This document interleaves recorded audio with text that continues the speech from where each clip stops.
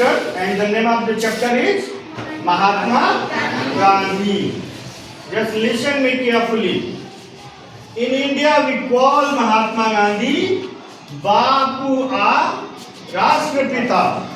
His full name was Mohandas Karamchand Gandhi. He was born on 2nd of October 1869 at Porbandar in Kathiawar, Gujarat. The name of the state was Gujarat. His father's name was Karamchand Gandhi and his mother's name was Putli Bai. His wife was Kasturba Gandhi. And today we will read about his contribution for us, for all of us. कि भारत की आज़ादी में उन्होंने किस प्रकार से योगदान दिया और उनका जीवन कितना महान था महात्मा गांधी का, इसके बारे में हम सभी लोग आज इस चैप्टर के माध्यम से पढ़ाई करेंगे। और इसमें लिखा हुआ है कि Gandhi ji live the life of a common man and kept himself away from luxuries. अत्याधुनिक सुविधाओं से अपने को दूर रखते थे और आम आदमी की जिंदगी जीते थे। He was very honest and truthful. बहुत ईमानदार थे और सत्यवादी थे। From his childhood, अपने बचपन के दिनों से।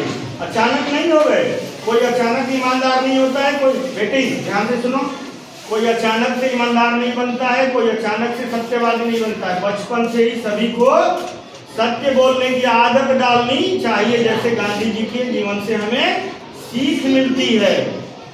Once he read the story of Shravan Kumar. आपने रामायण सीरियल देखा होगा ना टेलीविजन में, वहां श्रवण कुमार की कथा सुनी होगी, जहां राजा दशरथ ने तीर से मारे गए थे जब वो अपने माँ बाप को एक डोली में बैठा करके ले जा रहे थे, जो बूढ़े थे और अंधे थे, लाचार थे, चल नहीं सकते थे।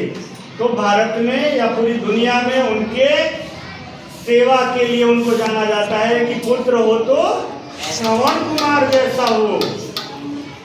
श्रवण used to carry his old and blind parents in baskets slung on a bamboo yoke. Gandhiji was deeply touched by his devotion towards his old parents. He means Gandhiji decided to be like Shravan and serve his parents. Right?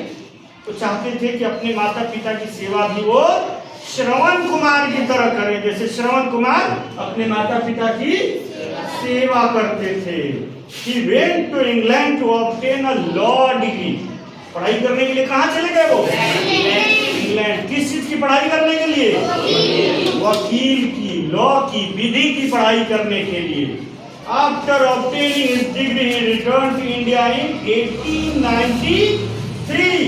1893 ईस्वी में जिस degree को प्राप्त करने के लिए, जिस पढ़ाई को पढ़ने के लिए वो गए हुए थे विदेश, कहाँ गए थे?